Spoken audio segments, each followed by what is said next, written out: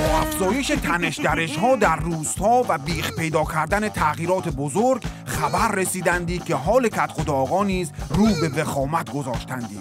اصلا یه جوری که حالا خودتون بریم ببینید متوجه میشید.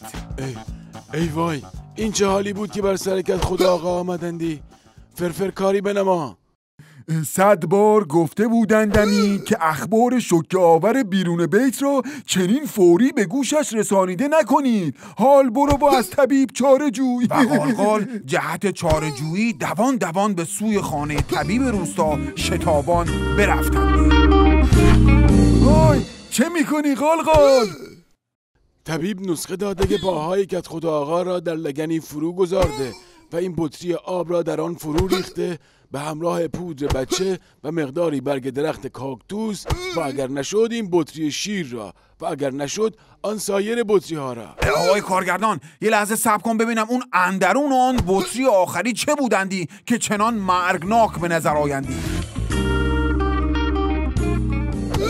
به گمونم اثر ننمودندی.